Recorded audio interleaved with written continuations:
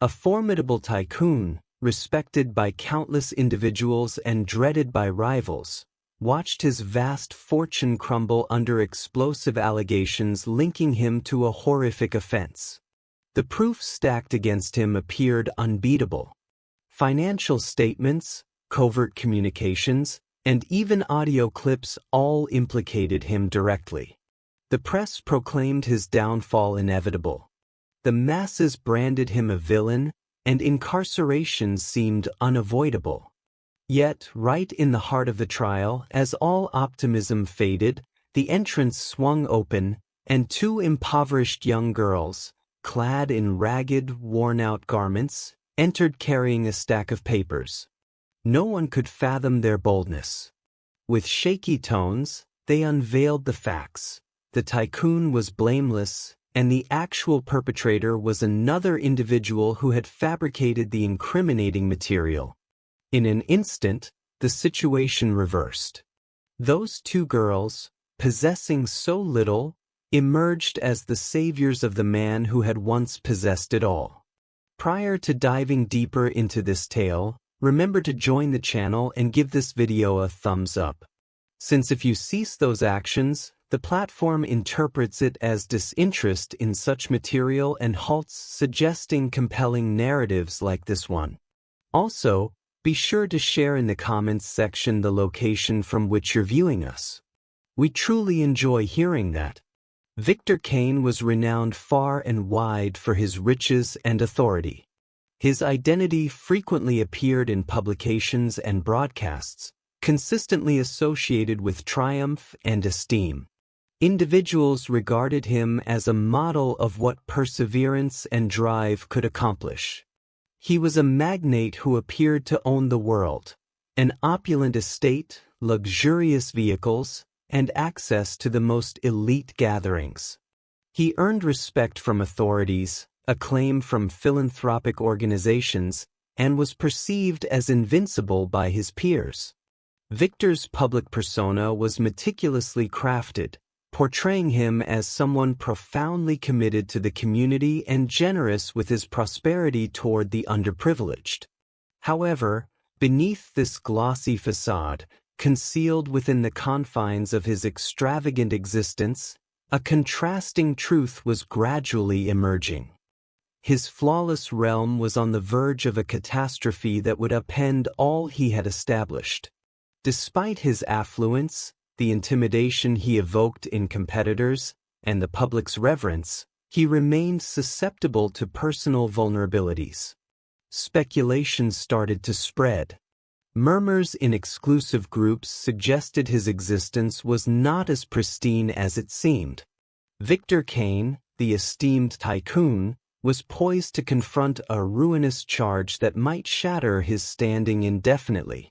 Victor maintained a schedule that felt ordinary solely to the affluent and influential.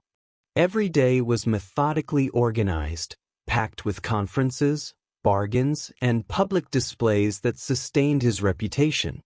His dawns commenced with periodicals delivered to his expansive eating area, where attendants provided a meal ample for several people. He scarcely sampled the dishes, perpetually engrossed in the figures and summaries before him. His midday hours focused on commerce, involving agreements and ventures that broadened his domain into fresh areas. He interacted with officials, managers, and financiers who viewed him as a personality capable of unlocking opportunities or sealing them shut with mere utterance. Nights frequently concluded at benevolent soirees or occasions where lenses recorded his grin and greetings.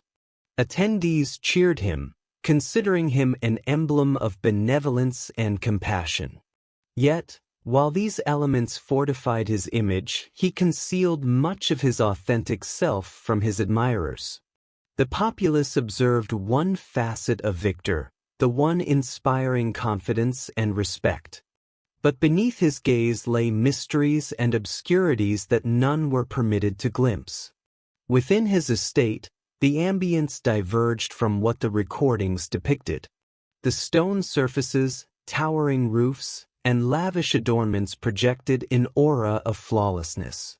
However, it was also a domain where Victor's dominance reigned supreme. His personnel operated under rigorous guidelines, aware that errors were seldom pardoned. Each aspect of the residence demanded perfection, from the gleaming utensils to the arranged volumes in his workspace. Victor required precision, and his workers honored him not merely from obligation, but also from apprehension. He devoted hours in his secluded workspace, sealed off with records and conversations inaccessible to others. This chamber served as the hub of his genuine might, where choices impacting economies and administrations were executed discreetly. Nevertheless, in that identical area, he confronted the burden of his decisions, ones that could not perpetually remain concealed. Those nearest to him started observing alterations.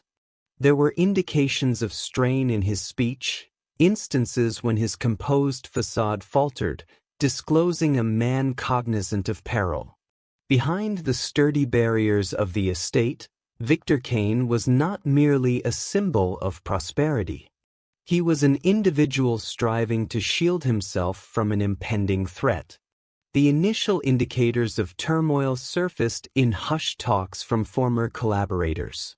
Associates, previous confederates, and even adversaries commenced conversing privately. Some alleged he participated in transactions breaching regulations, whereas others implied he employed his sway to mute dissent. Initially, these discussions were brushed off as resentment. A figure as prosperous and prominent as Victor inherently drew envy, but the gossip persisted. It intensified. Journalists initiated probes, hunting for substantiation to bolster the narratives. Legal experts murmured regarding potentially harmful records. The external environment commenced directing its scrutiny toward Victor differently. He ceased being solely the revered Tycoon and became a suspect. The fortifications he had erected around his prestige commenced fracturing. Those who formerly applauded him now interrogated the authenticity behind his expression. The greater Victor endeavored to preserve command, the more strain he experienced. His domain was immense, yet even the grandest domains could topple if sufficient forces opposed them. Victor perceived that the existence he had safeguarded for years was presently endangered. Within his residence, Victor attempted to behave as though all remained standard. He continued appearing at functions, conversing with assurance, and portraying himself as a guide with nothing concealed. His relatives and inner group observed him attentively, attempting to comprehend the genuine occurrences. He declined to acknowledge frailty, informing them that gossip represented merely another hurdle to surmount. However, even as he uttered serene phrases, he could not disregard the tempest brewing externally. His device rang more frequently with consultants alerting him to inquiries and potential indictments. He started enduring sleepless evenings, gazing at documents and dossiers, preparing for potential developments. Attendants observed his increased irritability, issuing harsher directives, and traversing the corridors with agitated vigor. The estate felt denser, as though the load of confidences bore down on its structures. Victor, once esteemed for his steadiness, now exhibited symptoms of dread. The charge was not yet disclosed publicly, but its silhouette already permeated his home, rendering each day a conflict between facades and actuality. The shattering instant ultimately arrived when an allegation against Victor Kane became public knowledge. Periodicals released banners that astonished all who had revered him. The individual once commended for his prosperity and liberality was now associated with grave indictments capable of obliterating his identity. Lenses no longer solely captured his grin, but also the inquiries hurled by correspondents. Individuals who formerly aligned with him commenced retreating, fearful of association with his decline. His benevolent efforts garnered fewer contributions. His collaborators reassessed their partnerships, and his authority appeared diminished daily. Victor traversed his estate with a sterner countenance than previously, attempting to conceal the impact of the reports. His domain endured, but its base had been rattled. The existence he had meticulously constructed, the portrayal of an impervious figure, was disintegrating. Behind the barriers of extravagance, Victor Kane confronted the reality that no volume of riches could fully safeguard him. His realm, once brimming with dominance and esteem, was now tarnished by the allegation threatening all he had accomplished. One morning, the periodicals erupted with the revelation. Victor had been charged with a dreadful offense. It stunned not only his intimates but also the whole community that had once idolized him. Banners graced every cover, displaying his visage adjacent to terms like deceit, disloyalty, and felony. For numerous, it was difficult to accept that the identical person who contributed vast sums to medical facilities and educational institutions could be tied to such charges.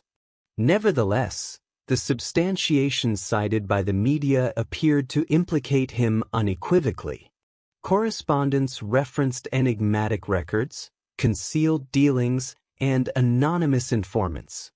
The narrative disseminated rapidly, infiltrating every broadcast channel and audio transmission. In eateries, workplaces, and dwellings, individuals debated his demise with astonishment and intrigue. The esteem he had cultivated over years abruptly transformed into mistrust. Victor, once revered as an icon of achievement and benevolence, was now perceived as capable of trickery and control. His rebuttal resonated firmly, but many ceased being persuaded. The legal framework, with examiners and accusers, appeared to have already aligned against him. For the initial occasion, Victor lacked mastery over the narrative. The charge had altered everything overnight. The ensuing days brimmed with strain and disarray. Victor's device never ceased sounding with legal advisors, consultants, and commercial allies seeking explanations. Some desired to support him, while others maintained separation, apprehensive of entanglement. Gatherings in his estate grew intense, with deliberations extending hours concerning tactics to preserve his standing. Victor maintained his blamelessness, reiterating that the alleged substantiation was invented or misconstrued. Nonetheless, each dawn, fresh pieces introduced additional particulars, more assertions, and greater skepticism. Neighbors who formerly greeted with reverence now observed his residence with curiosity and condemnation. The personnel within the estate murmured discreetly, fearful of unemployment if his domain crumbled. Victor attempted to uphold his regimen, but the burden of the charge was evident in his demeanor and tone. He appeared more fatigued daily, his gaze revealing the anxiety he sought to conceal. His relatives fretted over the potential extent of the circumstances, posing inquiries he preferred not to address. Public sentiment altered swiftly, and the figure once lauded as a paragon of liberality now existed beneath the veil of mistrust and disgrace. The legal apparatus proceeded rapidly. Accusers declared possession of robust substantiation against Victor, sufficient to warrant an official probe. They referenced logs of monetary exchanges, dubious assemblies, and accounts from individuals asserting knowledge of his deeds. Legal scholars discussed on broadcasts whether the matter was sturdy or merely constructed on indirect proof. Some contended the charge was motivated by politics, intended to dismantle a figure with excessive sway, while others maintained that nobody should evade accountability, not even the wealthiest magnate. Victor's cadre of legal representatives labored incessantly, submitting petitions and formulating protections. They contended that the records lacked transparent origins and that the informants were untrustworthy, but the media depicted the matter as though culpability had already been established. Every action he took was dissected. Every phrase he articulated was distorted into something dubious. He ceased participating in communal occasions, aware that correspondents would encircle him with awkward inquiries. For the first time, his existence felt unowned. The legal framework, which he formerly believed he could maneuver via sway, now appeared wholly opposed to him. Victor's commercial domains started experiencing the repercussions of the allegations. Shares in his enterprises plummeted. Financiers alarmed, and long-standing allies commenced re-evaluating their pacts. Assemblies with leaders grew more antagonistic, with many interrogating the safety of remaining linked to his identity. Certain initiatives were suspended, while others disintegrated entirely. Even philanthropic groups that formerly extolled him now wavered in accepting his aid. They dreaded that connection with him would damage their own images. His organization, once the pinnacle of his communal portrayal, faced severe critique from the press, implying it served merely as a facade for misconduct. Within his estate, Victor endeavored to exhibit fortitude, but he recognized the fissures expanding rapidly. He devoted more time to calls, disputing with financiers, officials, and consultants, striving to retain command over his deteriorating portrayal. Yet each day concluded with him solitary in his workspace, gazing at stacks of periodicals displaying his visage beside charges. For a figure who formerly wielded absolute authority, the sensation of forfeiture was nearly intolerable. His domain, meticulously erected over decades, was now gravely imperiled. As the matter attracted greater scrutiny, individuals who formerly revered Victor commenced voicing opposition. Previous commercial allies narrated tales of questionable transactions, while former workers disclosed particulars regarding his stringent and occasionally harsh conduct. Discussion programs debated whether Victor had perpetually been dishonest or if prosperity had altered him gradually. Companions who formerly commended him evaded his communications, reluctant to support someone connected to such severe claims. Even within his household, confidence commenced eroding.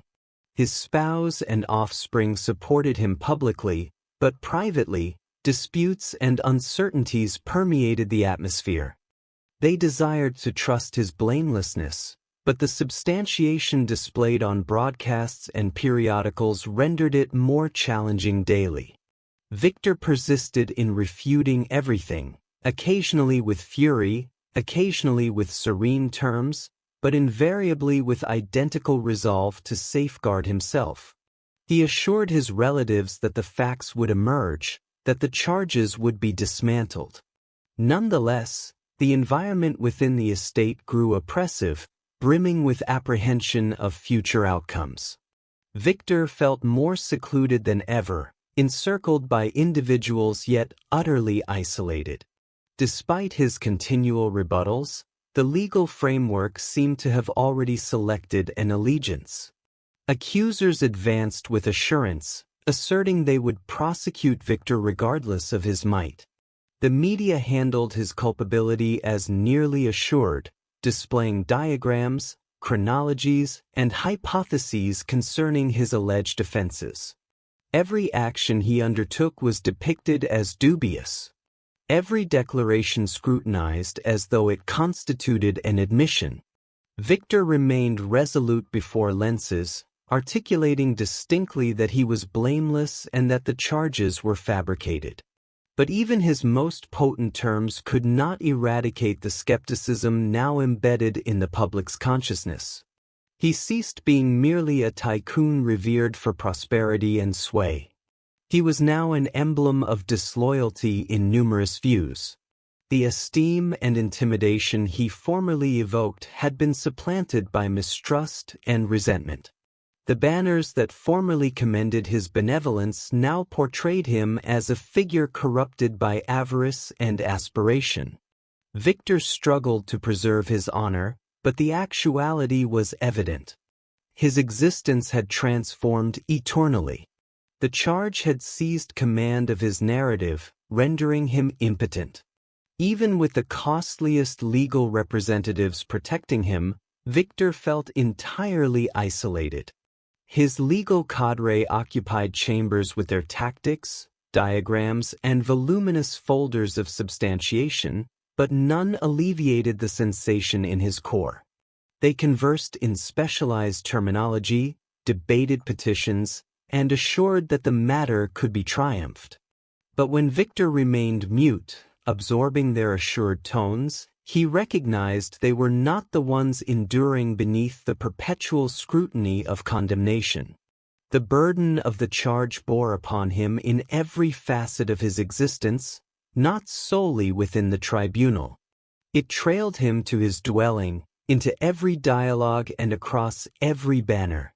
The legal representatives could not obliterate the gazes of outsiders who now regarded him differently, no longer with reverence, but with mistrust. Victor had constructed his existence to be encompassed by authority, by esteem, by sway. Now, despite all the individuals surrounding him, he felt forsaken. No quantity of funds expended on protective teams could purchase the sensation of comprehension. Each assembly concluded with assurances and documentation, but none addressed the solitude expanding within him. For the initial occasion in his influential existence, Victor felt powerless against the world's condemnation. The harm extended beyond the prospective adjudication, but also encompassed how individuals now perceived him. The figure once labeled as the most authoritative personality in the metropolis was abruptly viewed as an antagonist. Periodicals released caricatures of him, displaying his visage contorted into a representation of greed and misconduct. Broadcast programs replayed his prior addresses, but now they were utilized as indications of conceit rather than insight. Strangers who formerly requested photographs and greetings now traversed the road to evade proximity to him. Old companions ceased communicating, and even his nearest confederates conversed with reluctance, as if association with him might tarnish their own standings. Victor sensed the alteration everywhere. The quietude of those who formerly acclaimed him wounded more than the most vociferous charges. His portrayal had been meticulously constructed over decades, and in mere weeks, it had disintegrated. The world no longer observed his contributions or his guidance. They solely observed a felon awaiting judgment. His legal representatives advised him to remain resilient, to maintain elevated posture. But Victor recognized the populace had already rendered its verdict. To them, culpability ceased being a query, but a surety. Victor's anguish extended far beyond the peril of incarceration. The notion of residing in confinement terrified him, but what anguished him more was the conviction that everyone already deemed him culpable. He observed it in their gazes, read it in their remarks, and sensed it in the quietude of individuals who formerly protected him. Each piece, each broadcast discussion, each digital entry depicted him as someone who had misled an entire metropolis. Victor could not evade the sensation that the adjudication was no longer concerning facts, but regarding a portrayal that had been demolished. The stark reality was that standing could not be mended once shattered, regardless of the robustness of substantiation in his protection. His relatives noticed the transformation in him. He consumed less, conversed less, and devoted extended hours secluded in his workspace. They attempted to comfort him, but he could not cease envisioning the murmurs encircling them wherever they ventured.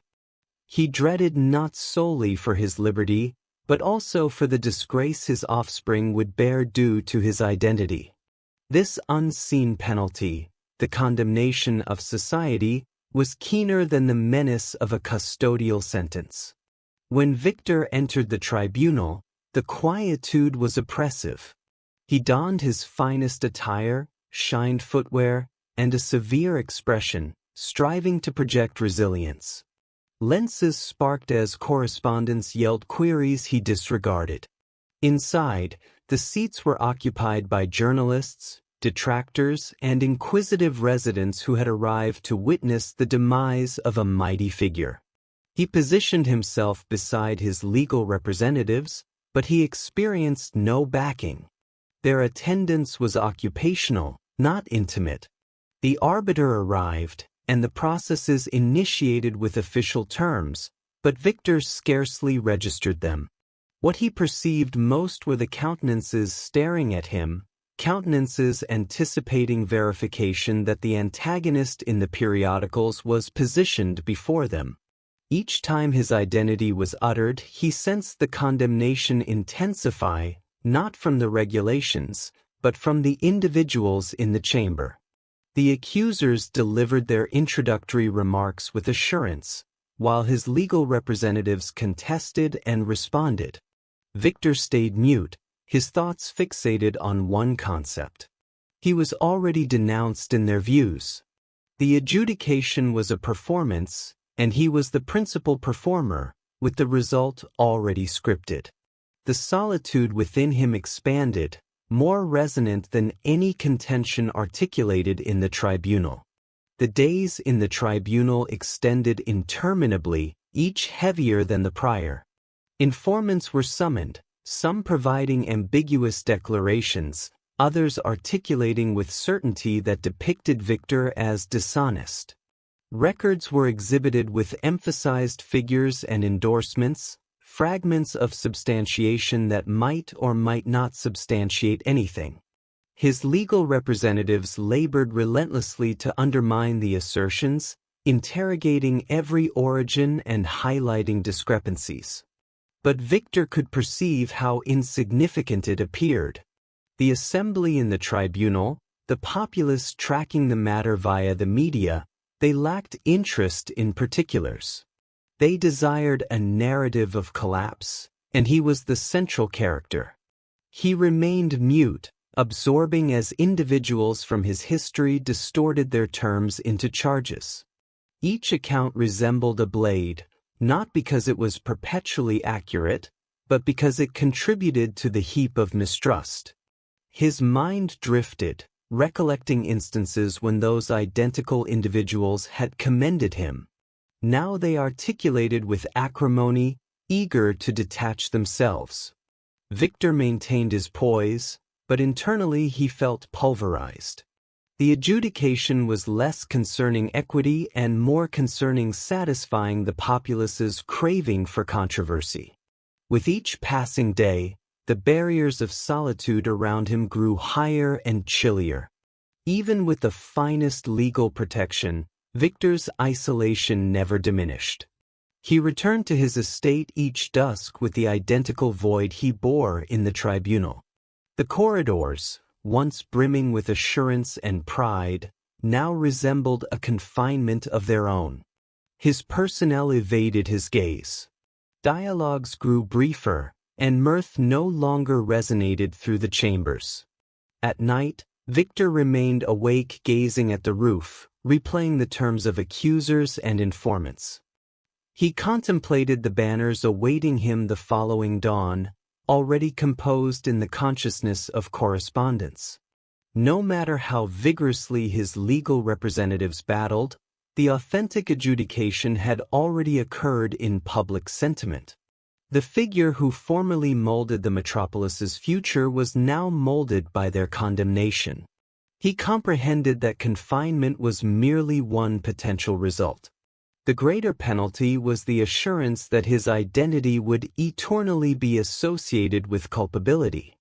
Alone, Encompassed by opulence that no longer provided solace, Victor bore the anguish of a man who had forfeited more than authority. He had forfeited the confidence of everyone around him. The burden of the charge was no longer merely legal. It was intimate, and it rendered him utterly isolated. In the tribunal, the substantiation against Victor resembled a deluge, arriving fragment after fragment without respite.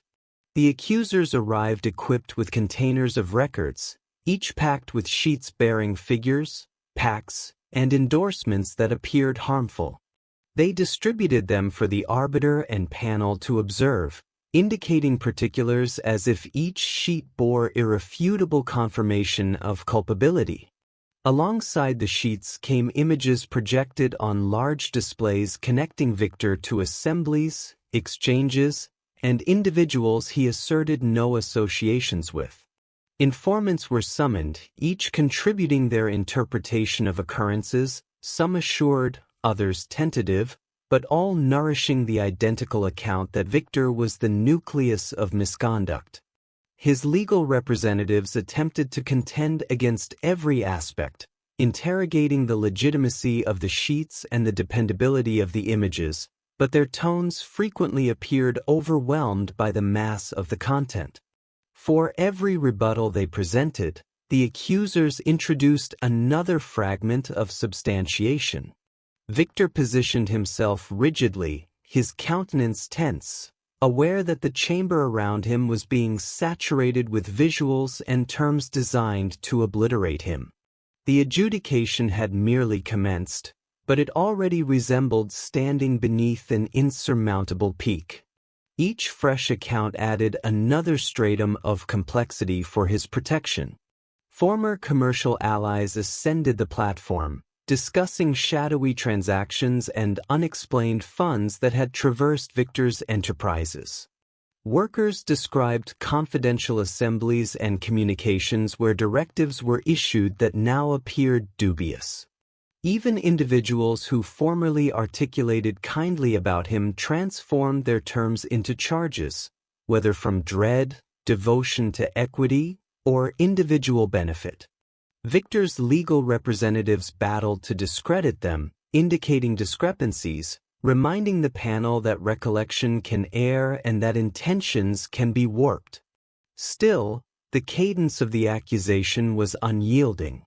Every time a legal representative for the protection achieved a minor triumph, the subsequent informant or record redirected the focus to culpability.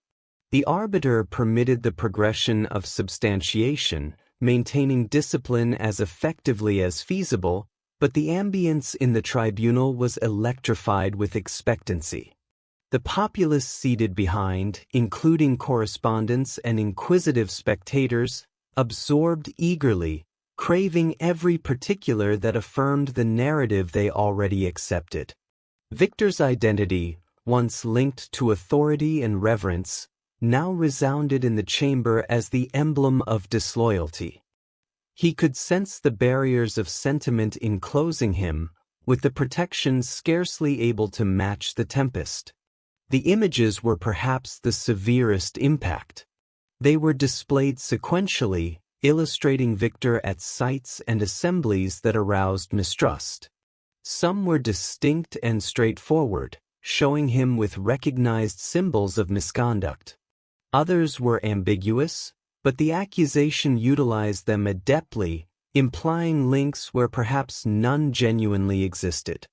The visuals cast onto the display crafted a narrative that terms alone could not.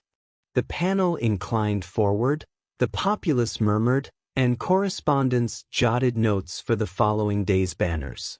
Victor's attorneys contended that images could mislead, that presence in a chamber did not substantiate involvement in an offense, but the harm was already inflicted. The pictures infused vitality into the charges, rendering them harder to reject as gossip or resentment. Victor himself gazed at the visuals, sometimes shaking his head, sometimes clutching the surface firmly, but he uttered nothing. He had been counseled to stay mute, to permit the legal representatives to manage it. Yet the muteness only rendered him appear more aloof, nearly indifferent.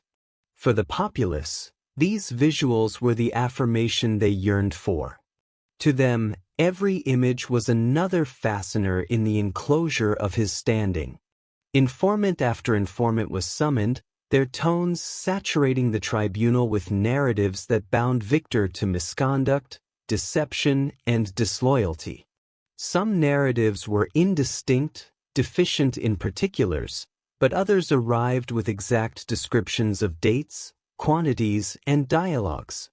One informant asserted to have observed Victor endorse unlawful pacts personally, while another depicted late-evening assemblies in concealed workspaces.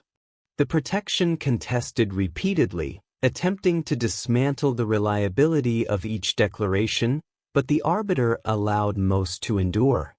Victor observed attentively as individuals he formerly trusted articulated against him. Their terms incised deeper than any formal record. Some were workers he had advanced, others were allies who had formerly greeted him with reverence. Now they indicated him as if he were the adversary. The panel remained mute, but their demeanors revealed how meticulously they absorbed. The populace followed with enthusiasm, as if the adjudication were a spectacle arranged for their amusement. Every inhalation, every rustle from the seats behind reminded Victor that this ceased being solely about regulations. It had evolved into a display, and he was the primary performer compelled into the role of the antagonist.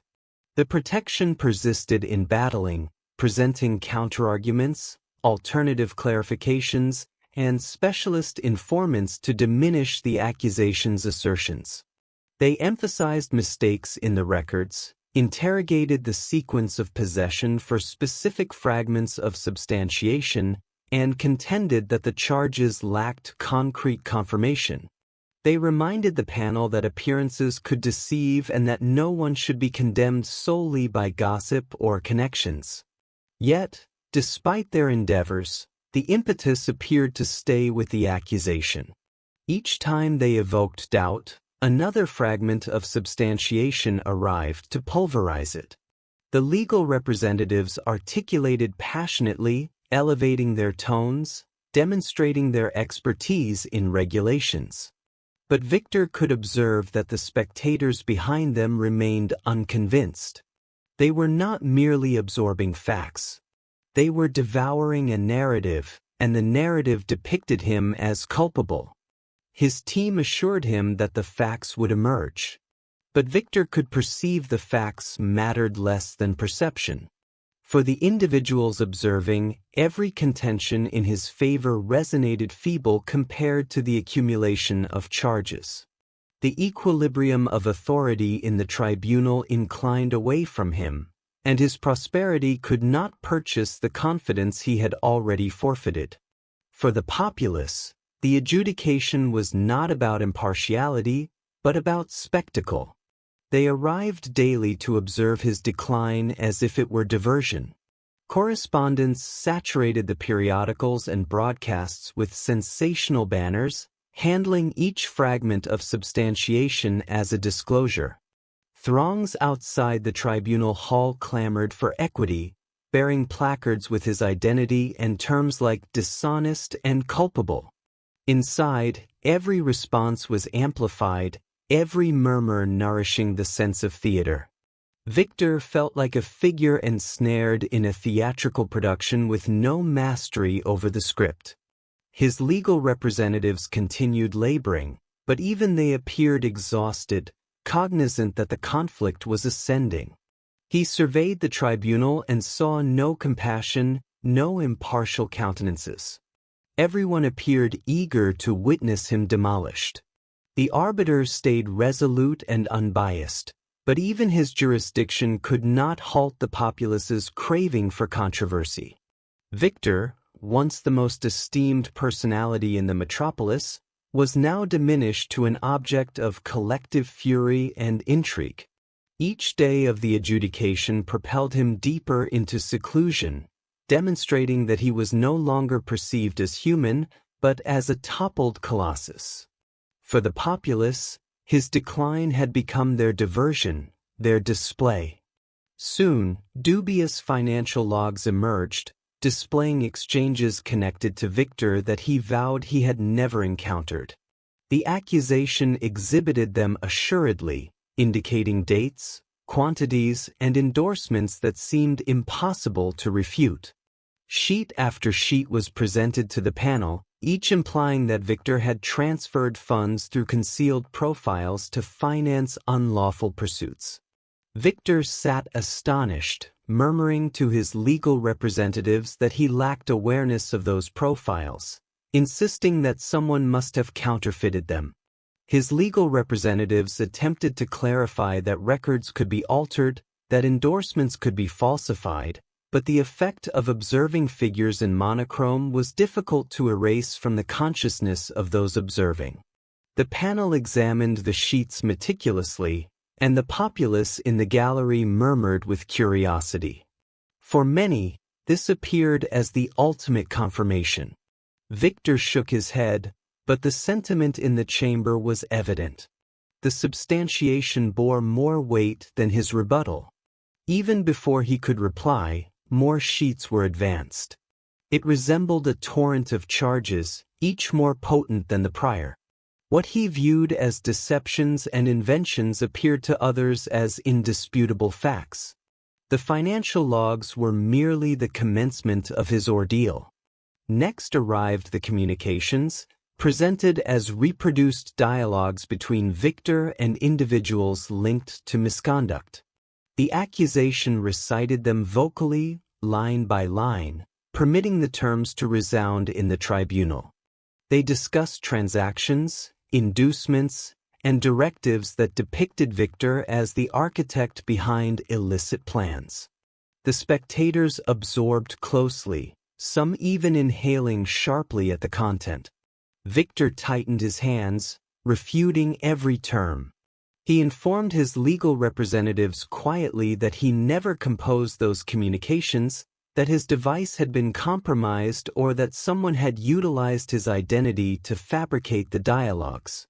His attorneys contested, interrogating the origin of the substantiation and demanding to view how it was acquired, but the accusation asserted that the information had originated directly from official logs, rendering it appear valid. The panel, seated in quietude, appeared disturbed. To them, the terms seemed authentic, and the particulars were too precise to dismiss effortlessly. Victor's protests intensified, but the arbiter quieted him, reminding him to allow his protective team to articulate. He reclined, frustrated and powerless, observing his existence being depicted in terms he had never uttered. The communications, genuine or not, delivered a potent strike against his reliability. As if the records and communications were insufficient, the accusation then presented sound captures. The chamber descended into quietude as voices emanated through the amplifiers. According to them, it was Victor's tone issuing commands, discussing concealed profiles, and affirming unlawful exchanges. The audio was distinct enough to persuade many, though Victor insisted it was altered. He murmured that it wasn't his tone, or if it was, the captures had been modified to alter the significance. His legal representatives demanded a technical evaluation, contending that captures could be changed, but the harm was already inflicted. The panel absorbed meticulously, some nodding as if persuaded by the sound of authority in the tone. The populace inclined forward, craving every term. For them, hearing what appeared as Victor's own tone was the sturdiest confirmation yet. Victor shook his head repeatedly, but his rebuttals appeared feebler than the captures resounding in the chamber. The accusation utilized them adeptly, linking the audio to the records and communications already exhibited. Together, they forged a sequence of substantiation that felt impossible to sever. Victor sat immobilized, realizing that the instruments employed against him were far more perilous than he had envisioned. Victor attempted to counter via his protective team, who contended that all the substantiation could be counterfeited. They clarified how technology facilitated faking records, generating false communications, and even altering captures to sound authentic. They summoned specialists who testified about counterfeiting, compromising, and digital modifications. These specialists clarified how minor particulars could be altered to incriminate someone. But despite their expertise, their terms lacked the sentimental potency of the substantiation displayed previously. The panel absorbed politely, but their demeanors revealed skepticism. To them, the technical clarifications sounded intricate and remote, while the financial logs, communications, and captures felt direct and distinct. Victor desired to arise and proclaim his blamelessness, but his legal representatives advised him to stay serene. His quietude, however, rendered him appear even feebler. The more he refuted, the less individuals seemed to trust him. His frustration expanded, and so did his despondency. For every contention made in his favor, the accusation responded with greater assurance. Victor felt ensnared, unable to substantiate the deceptions erroneous, and unable to erase the portrayal painted of him as a culpable man. The clamor in the tribunal was overpowering. Every time the accusation articulated, it felt like their tones saturated the space with surety, while Victor's rebuttals resounded faintly, scarcely extending beyond the protective surface. Journalists saturated their notebooks with sensational banners, already preparing the subsequent day's narratives. The populace murmured loudly, reacting with astonishment or contentment at each fragment of substantiation. Even though the arbiter demanded discipline, the strain was impossible to regulate. Victor sat with his head lowered, hearing his identity repeated in charges that felt interminable. He looked at the panel, hoping to discover one countenance that still trusted him, but all he observed were fatigued, doubtful demeanors. His legal representatives advanced, insisting on his blamelessness, but the equilibrium was no longer in his favor. The substantiation, even if counterfeited, had already shaped the sentiment of everyone in the chamber. Victor realized that truth was no longer sufficient. What mattered was the narrative being narrated, and that narrative showed him as culpable. The tribunal no longer felt like a venue of equity, but like a platform constructed to denounce him. By the conclusion of the session, Victor felt annihilated. He continued to refute everything, saying he had never encountered those financial profiles, never exchanged those communications, and never articulated the terms in the captures. But his tone sounded feeble compared to the constant tempest of charges. Each rebuttal was overwhelmed by the weight of the substantiation accumulated against him. The panel departed the chamber with folders saturated with records, their consciousness clouded by visuals, terms, and tones that all indicated culpability. The populace departed discussing excitedly, convinced they had witnessed the demise of a dishonest tycoon. Correspondents hurried to dispatch their pieces, ensuring the banners captured every particular of his supposed offenses. Victor returned to his estate, depleted, feeling more isolated than ever. The authority he once bore seemed insignificant, replaced by the dread of forfeiting everything. He told himself repeatedly that the substantiation was false. But even he began to wonder if anyone would ever trust him again. In the tribunal, his rebuttals were nothing but whispers lost in the clamor of accusation. To the world, Victor's culpability was already decided, and nothing he articulated seemed potent enough to alter it. In his estate, Victor contemplated his impending destruction. He sat in the quietude of his workspace, gazing at piles of periodicals that showed his visage on every cover. The terms written about him were harsh, filled with charges that depicted him as a felon, a betrayer, and a deceiver. The figure who once stood at the pinnacle of the metropolis, dreaded and esteemed by all, now found himself reduced to a symbol of public disgrace. Every day brought fresh gossip, more damaging narratives, and louder tones demanding his penalty. Victor had always maintained command in every circumstance of his existence. But now the command had escaped entirely. He paced the stone surfaces, his thoughts saturated with images of confinement barriers and arbiters declaring his culpability. He contemplated everything he had constructed, his enterprises, his standing, and even his household's confidence, all crumbling fragment by fragment. For a brief instant, he considered yielding to it all, permitting the charges to inter him without opposition. The load was too oppressive, and his shoulders felt feebler each day. Yet even in his despondency, something within him refused to perish. He could not accept defeat, not while knowing the facts. Victor grappled with thoughts of yielding. The allure was potent. Abandoning seemed simpler than confronting the endless assaults.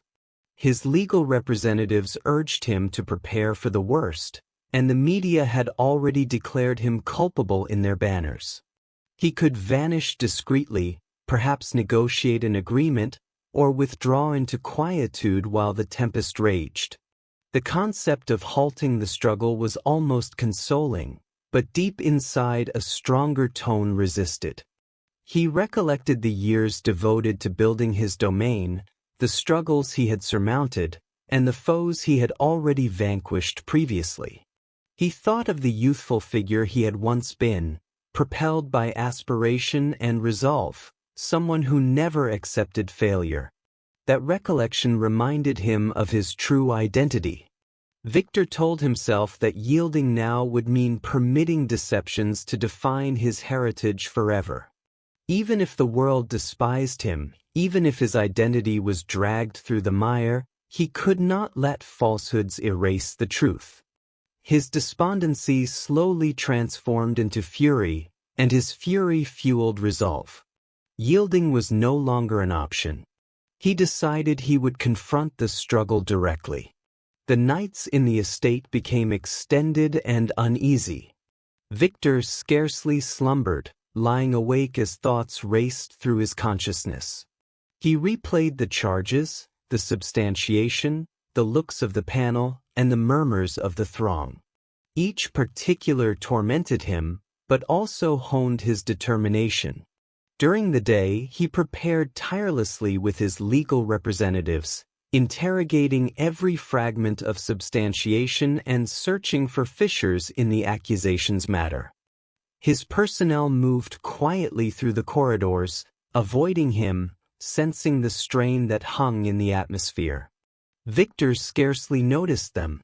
His focus was consumed by the adjudication, by the necessity to counter. He felt like a figure standing against the current, but he refused to retreat. Even when he looked in the mirror and saw a fatigued, older version of himself, he forced his chin elevated, telling himself he could not fracture. The fear of loss remained potent, but so did the need to oppose. Each hour he devoted to reflection reminded him of the choice he had made. He would not let deceptions triumph. He would return to that tribunal ready to struggle no matter how many individuals believed he was already finished. When dawn arrived, Victor attired meticulously, selecting the finest attire from his collection. He knew appearances were significant, and he refused to appear defeated. Standing before the mirror, he adjusted his neckwear with steady hands, even though his stomach churned with nerves. His legal representatives awaited him, reminding him of their contentions and tactics. But Victor scarcely absorbed. His decision was already rendered. He traversed the estate corridors with slow steps, recollecting how those same corridors had once been saturated with confidence and authority. Now they felt like reminders of what he stood to forfeit. Outside, lenses awaited, ready to capture every movement. The populace expected a shattered figure, one who might conceal his countenance or evade queries. But Victor stepped into the illumination with his head elevated, disregarding the shouted affronts and sparking lights. Each step toward the tribunal hall felt heavy, yet also brimming with purpose. He was not walking as a victim, but as a figure ready to confront his destiny. The adjudication awaited, and so did the individuals who wanted to witness him collapse. Victor no longer feared them as much. He carried himself with honor, determined to exhibit strength. Inside the tribunal, Victor felt the eyes of everyone upon him. The accusers looked assured, the panel looked inquisitive, and the populace filled the seats with expectancy. They wanted to observe weakness, but he refused to provide them that gratification. Positioning himself at the protective surface, he kept his posture straight and his demeanor serene. His legal representatives articulated first, countering charges, but Victor's presence itself was a message. Each time the accusers presented more substantiation, Victor looked directly at them, showing no dread. He knew that terms alone might not rescue him, but his resolve could leave an impression. The panel observed closely, and although many still doubted him, some seemed to notice his composure. Victor drew strength from that, convincing himself that not everyone was blind to the facts. The processes continued with the same heavy charges, but Victor no longer felt like a helpless figure crushed beneath them. He had chosen opposition, and that choice gave him a strange kind of authority. He was still facing ruin, but now he faced it standing tall, no longer hiding behind despondency. As the session concluded, Victor walked out of the tribunal with the same steady posture he had carried in. The throng outside shouted louder than before, some calling him culpable, others demanding equity. He heard them all, but he no longer let their tones control him. His legal representatives spoke of tactics and appeals, but Victor's mind was focused on something else: survival through opposition. He understood that the path ahead would be difficult, that the charges could still demolish him, but he also understood that yielding would demolish him even faster. His struggle was not only for liberty, but also for honor. He knew the facts, and he would not allow deceptions to bury it without a conflict. The lenses followed him to his vehicle, recording every step, every glance, every gesture. Victor disregarded them, ascending in with his head elevated. Back at the estate, he sat once more in his workspace, encompassed by quietude. But this quietude felt different now. It was no longer filled only with despondency. It carried resolve to. Victor had decided his course. He would return to the tribunal with his head held high, even if the whole world was against him. At the peak of the hearing, when it seemed that everything was forfeited, the entrances of the tribunal abruptly opened. The sound of the hinges drew everyone's attention, and the entire chamber turned to see who had arrived. In walked two destitute girls, no more than adolescents, their countenances slender and pallid, and their garments mended and faded. They held hands tightly as they advanced, clearly anxious, but resolute. One of them carried a stack of papers clutched against her chest, gripping it as though it were the most precious item in existence. The tribunal descended into quietude. Legal representatives, journalists, the panel, and even the arbiter halted to observe the scene. Victor, who had been sitting with his head lowered, raised his eyes for the first time in hours. Nobody comprehended what these girls were doing there, nor why they had chosen this precise moment to appear. Their presence was so unanticipated, so divergent from the refined legal representatives and official informants that it astonished everyone. The arbiter inquired who they were, but before responding, the girls walked straight toward the center of the tribunal. Their small steps carried a weight far greater than their fragile figures suggested. Something extraordinary was about to occur. The two girls stopped just a few feet from the arbiter's bench, still holding hands tightly. Their anxiety was clear in the way they trembled, but their resolve was stronger than their fear. The older of the two stepped forward, her voice shaking as she explained that they had information related to Victor's case. She lifted the stack of documents and said these papers were proof that much of the evidence used against him had been fabricated. Gasps filled the tribunal. The accusation looked stunned while Victor's legal representatives jumped to their feet, asking to examine the documents immediately. The arbiter ordered the officer to collect them, and the girls reluctantly released their grip as if afraid the truth might be taken away. Journalists in the gallery jotted furiously, realizing they were witnessing something historic. Victor leaned forward, his eyes fixed on the papers, unable to believe that salvation might come from two strangers. The panel exchanged confused glances, unsure of what to think. For the first time in weeks, the weight in the chamber shifted. Everyone sensed that this moment had the power to change everything. The quietude returned, but now it was heavy with expectation rather than condemnation. The documents were placed before the arbiter, who carefully began to read them. His brow furrowed as he turned each page, scanning the details. He called over both legal teams to review them. Victor's attorneys leaned in quickly, flipping through the papers with urgent eyes, their expressions changing from doubt to shock to hope.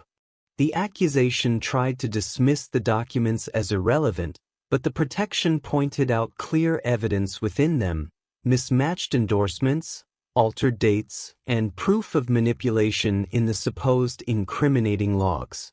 The arbiter ordered the papers to be officially verified, and specialists were summoned immediately to examine them. Meanwhile, the two girls stood quietly, watching with wide eyes as powerful men debated over the truth they had carried into the chamber. They explained softly that their father had once worked in an office where these files were stored, and before he passed, he told them to keep them safe, saying they might be needed one day. Victor listened in disbelief. These two children, who came from poverty and had no connection to him, might be the only reason his name could still be saved. Hope flickered where despair had reigned just moments earlier. As specialists studied the papers, tension grew in the tribunal. Every whisper, every rustle of paper seemed louder than usual. The arbiter called for orders several times, but the crowd was too restless. When the specialists finally spoke, the entire chamber held its breath. They confirmed that the documents were genuine and that the evidence presented earlier in the adjudication had indeed been tampered with. The supposed financial logs and incriminating communications had been altered to make Victor appear culpable. A wave of shock went through the audience. The accusation tried to argue that it changed nothing, but their words sounded weaker now. Victor's legal representatives seized the opportunity, presenting the girls' documents as undeniable proof that the case had been built on deceptions. The panel listened with fresh attention, their expressions no longer hardened with certainty of culpability. Victor himself felt his heart race, the first signs of relief breaking through weeks of torment. He looked at the girls, overwhelmed by gratitude, though words failed him. Their courage had shifted the entire adjudication. The man, who moments before seemed doomed, now had a fighting chance. The balance of power in the tribunal had changed. The populace's reaction was immediate. Outside the tribunal hall, crowds who had gathered to condemn Victor now buzzed with confusion. Journalists ran to file breaking reports, updating banners that had already declared his downfall. Inside, people whispered about who could have wanted to frame him and why such lengths were taken to fabricate substantiation. The arbiter, maintaining order, announced that the adjudication would continue, but under new light. The accusation grew visibly uncomfortable, their confidence shaken. Victor sat taller in his chair, no longer crushed by despair, but cautious not to appear arrogant. He knew the fight was far from over, but for the first time it was a fair fight. His legal representatives spoke with renewed energy, their tones louder and clearer, pointing out the holes in the accusations case. The girls sitting quietly at the back of the tribunal now became symbols of unexpected truth. People glanced at them repeatedly, whispering about their bravery. What had begun as an unstoppable avalanche of charges was now questioned by everyone present. The quietude that once condemned Victor now began to protect him, surrounding him with the possibility of equity he thought he had lost forever. The hearing that had seemed like his end turned into the beginning of something new.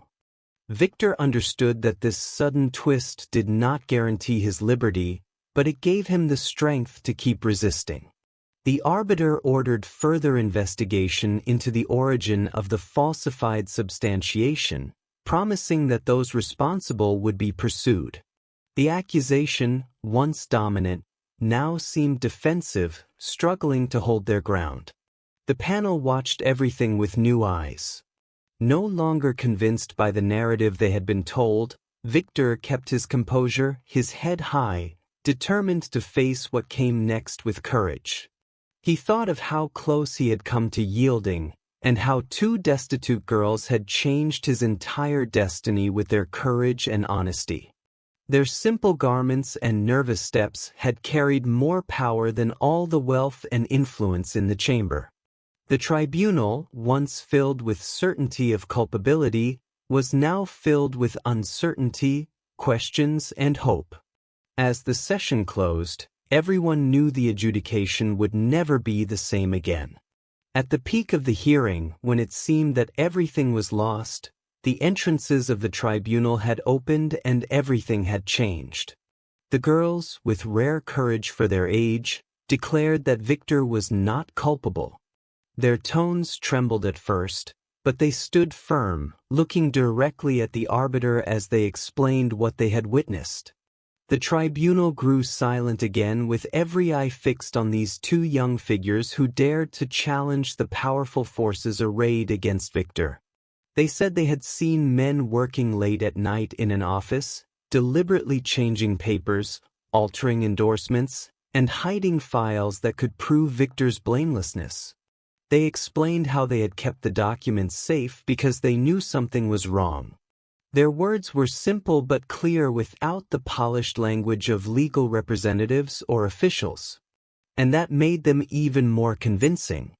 Victor listened, stunned, hardly able to believe that someone outside his circle of influence would risk everything to speak on his behalf.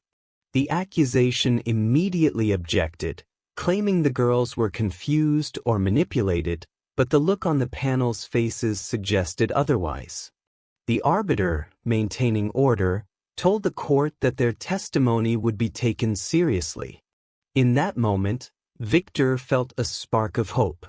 For the first time, the truth had a voice, and it came from the most unexpected witnesses imaginable. The arbiter then ordered the immediate analysis of the documents the girls had brought.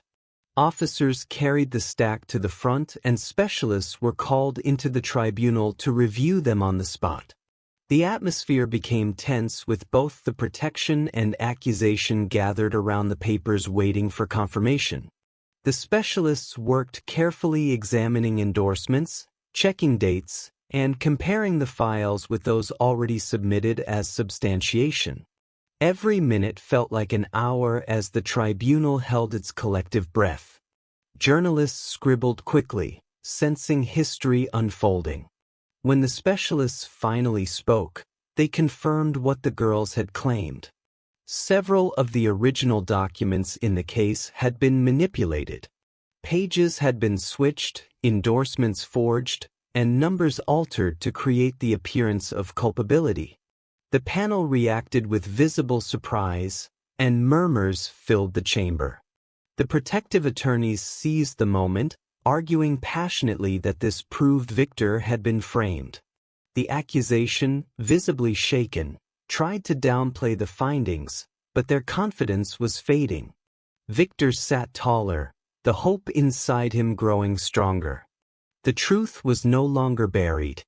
It had started to surface, and the balance of the adjudication was shifting before everyone's eyes. The girls continued their testimony, explaining how they had come across the substantiation. They told the court that their father had once worked as a clerk in the very office where the incriminating files were handled. Before his death, he had warned them that corruption ran deep and that innocent people could be destroyed by deceptions. He instructed them to keep the documents safe, knowing they might one day be important. The girls admitted they had been afraid to speak earlier, fearing powerful men who did not want the truth exposed. But as the adjudication unfolded and Victor's future seemed doomed, they realized they could no longer remain silent. Their honesty, combined with their innocence, touched everyone in the chamber. Even the arbiter, usually stern and detached, showed a flicker of empathy as he listened. The panel leaned forward, captivated by their courage. Victor's attorneys praised the girls for their bravery, while the accusation attempted to suggest their narrative was fabricated. Yet, the sincerity in their words was undeniable. The girls' simple truth had more strength than the accusation's polished charges. The adjudication, which once seemed like a one-sided march toward conviction, was now wide open. The protection immediately built on the girls' testimony. They asked them detailed questions about what they had seen and when, allowing the panel to understand the sequence of events clearly. The girls described men leaving offices in the middle of the night, carrying boxes of files and replacing them with altered versions. They described whispers about making sure Victor paid the price, which they overheard while hiding nearby. Each detail made the panel more attentive and the accusation more uncomfortable. Victor watched closely, his heart racing as his legal representatives carefully guided the testimony to expose the deceptions. The accusation cross-examined the girls, trying to discredit them by pointing out their young age and lack of experience. They asked if anyone had told them what to say or promised them money. The girls denied it firmly, repeating that they were there only to tell the truth. The more the accusation pressed, the more sympathetic the girls appeared. Their courage could not be shaken, and the panel noticed. Victor's protection had finally found the key to turning the case. What had started as the weakest moment of his life now held a glimmer of victory. Outside the tribunal, news spread like wildfire. The media reported the shocking testimony of the two girls, describing them as unlikely heroes who challenged the system. Crowds that had gathered to condemn Victor were now divided. Some still shouted that he was culpable, but others began to question the narrative they had believed for weeks. Inside the tribunal, the arbiter ordered all previous substantiation to be reviewed again in light of the new discovery. This was a major blow to the accusation whose case now seemed built on deceptions. Victor's legal representatives used the opportunity to highlight every inconsistency in the charges, showing how the substantiation had been manipulated from the very beginning. For Victor, the moment was overwhelming. He looked at the girls with gratitude that words could not express, knowing they had risked everything to reveal the truth. His family watching from the back felt hope for the first time in months. The tribunal, once filled with certainty of culpability, now buzzed with doubt and possibility. The deceptions were being exposed, and for the first time Victor's blamelessness seemed within reach. The turning point was undeniable. What had started as an adjudication where Victor appeared destined for conviction now shifted into a battle for equity. The arbiter announced that the case would continue, but under strict examination of the new substantiation. The accusation, once so assured, now struggled to maintain credibility. Their informants were questioned again, their documents rechecked, and their claims weakened. The protection, empowered by the girl's testimony, pressed harder, determined to clear Victor's name completely. The panel, once convinced of his culpability, now listened with open minds, aware that the truth had been hidden from them. Victor himself felt a transformation. No longer crushed by despair, he carried himself with dignity, his head high, ready to face the rest of the adjudication. The girl's bravery had shown him that not everyone was against him, that honesty still had a place even in a tribunal filled with deceptions. The truth was finally gaining space, forcing its way into a narrative that had nearly destroyed him. The girls, with rare courage for their age, had declared Victor's blamelessness, and their words had changed everything. The truth had begun to win.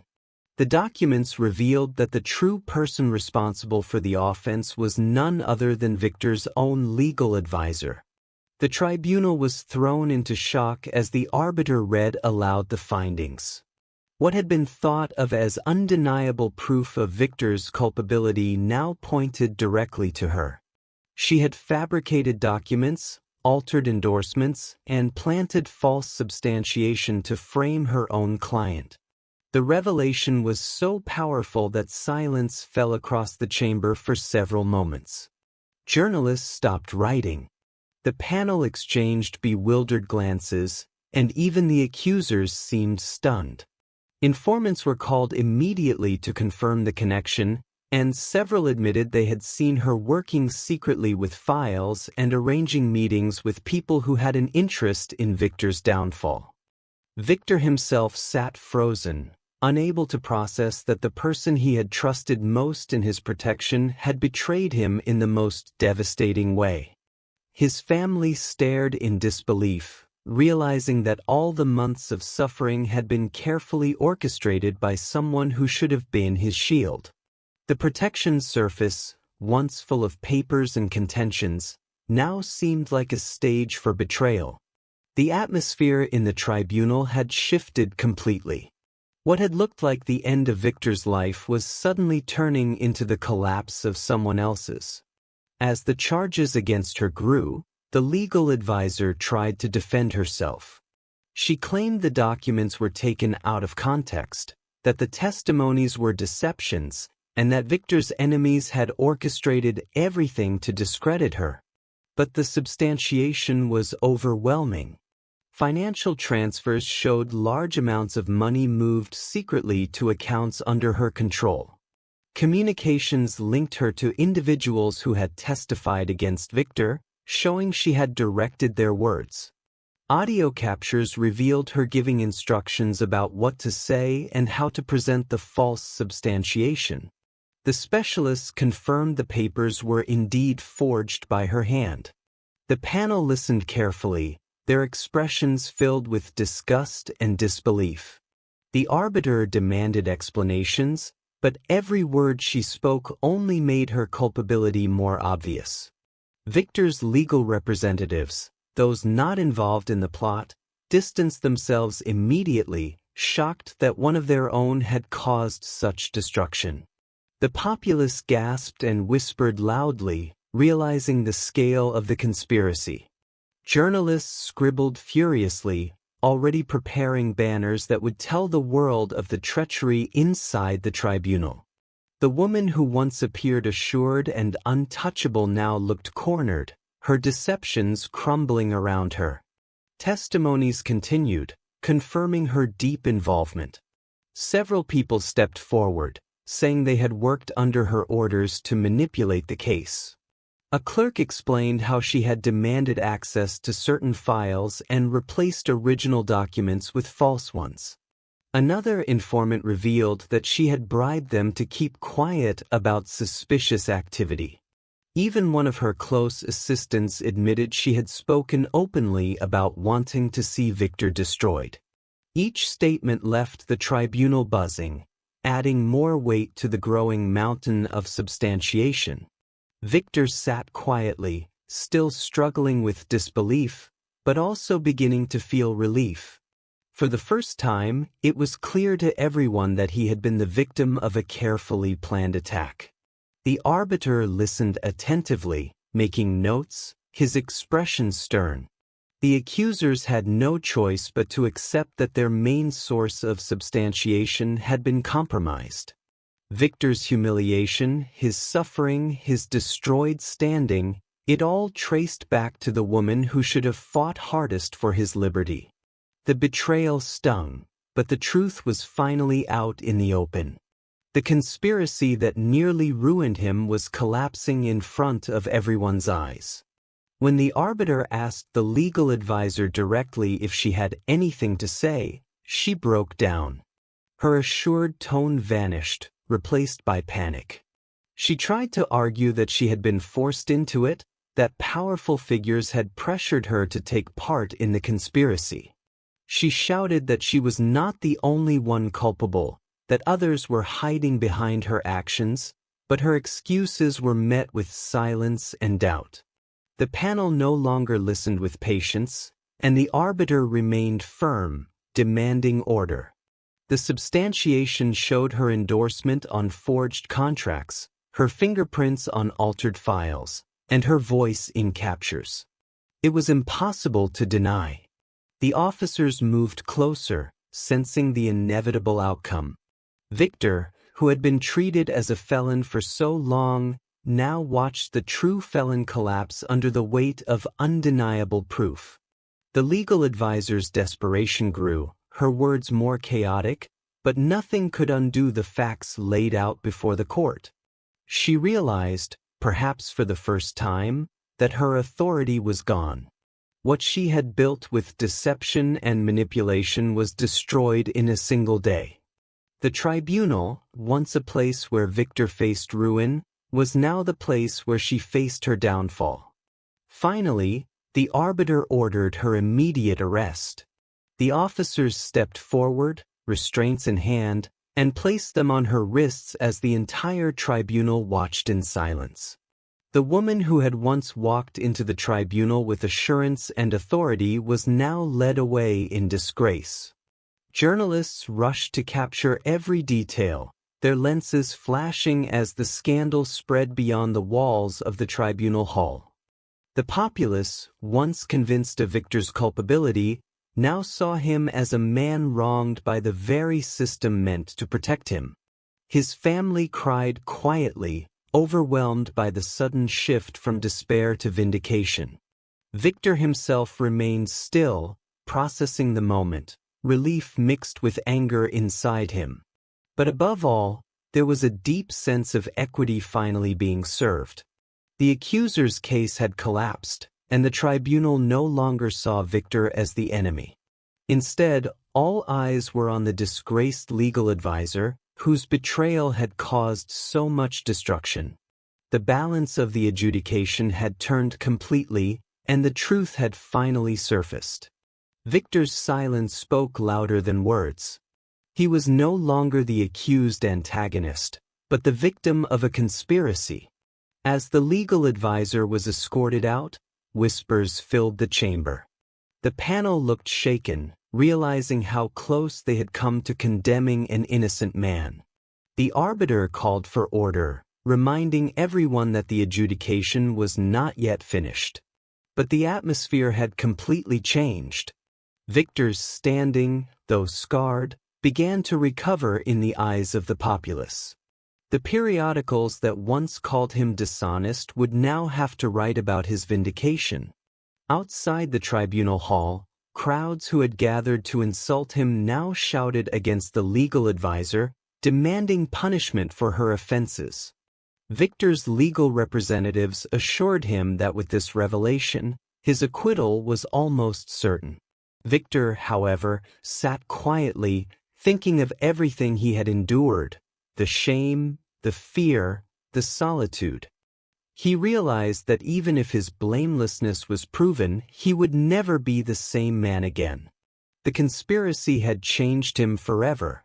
Still, for the first time, he felt free to breathe. The tribunal had revealed the true culprit, and equity had begun to correct the deceptions. Victor, once humiliated, was now seen as the victim of betrayal. The documents had revealed the truth, and the guilty had finally fallen.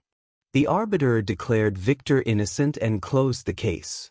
The announcement filled the tribunal with a mixture of surprise, relief, and emotion.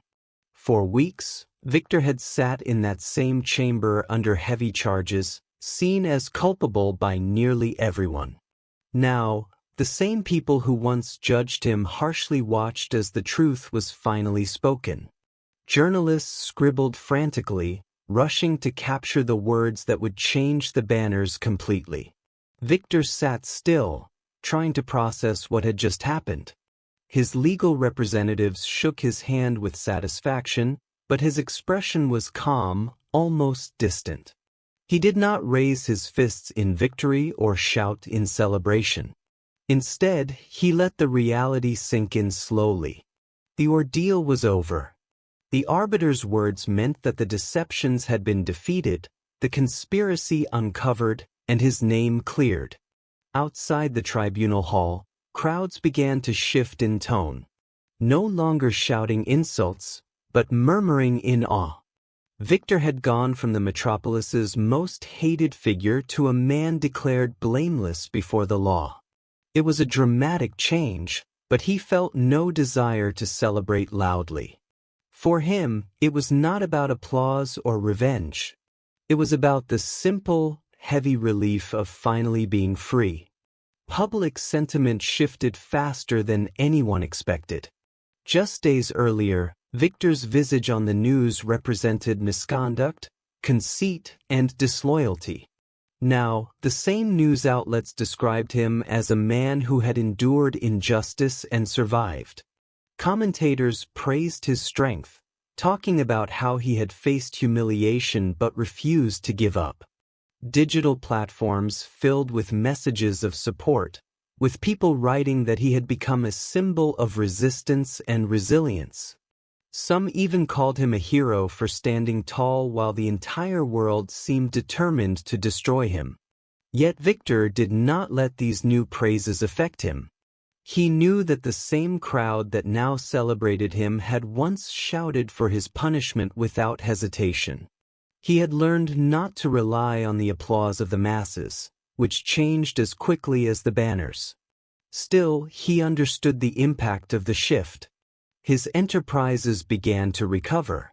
Allies who had abandoned him now returned, and invitations once closed to him reappeared.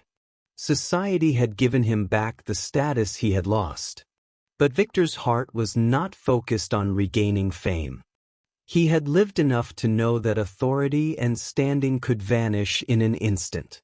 What mattered most to Victor was not the crowd, but the memory of those two girls who had stepped into the tribunal with mended garments and trembling hands. Their courage had changed everything. Without them, he would have been denounced.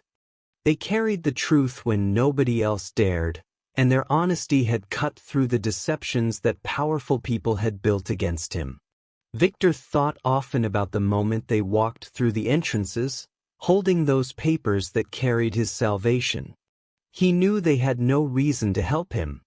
He was a stranger, a wealthy man, far removed from their world. Yet they had risked everything to protect equity. That thought humbled him more than anything else in the entire adjudication. He owed his liberty to two girls who had nothing but bravery. They reminded him that true strength did not come from prosperity or sway, but from honesty and courage.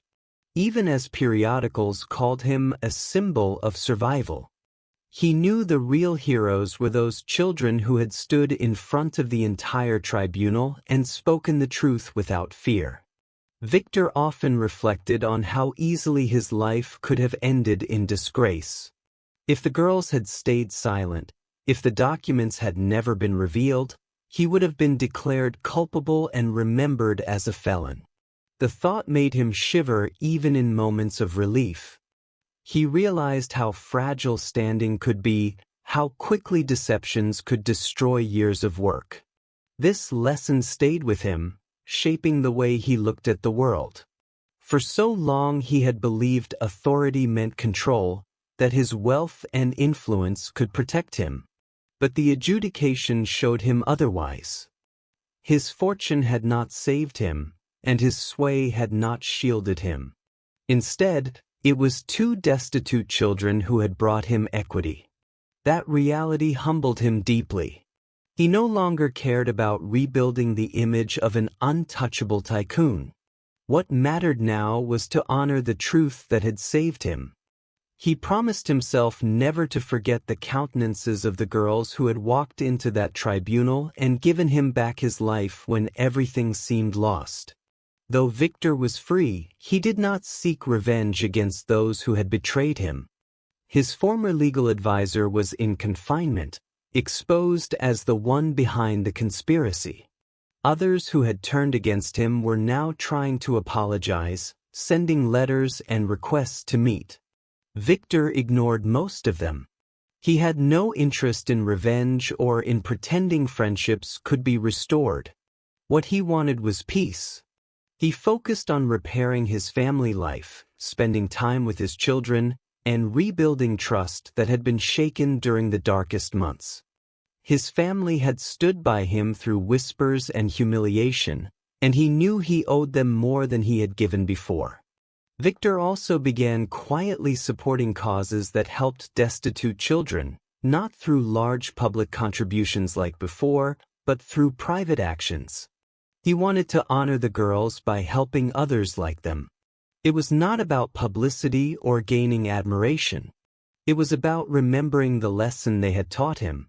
Equity and truth can come from the most unexpected places, even from those with nothing but courage to offer.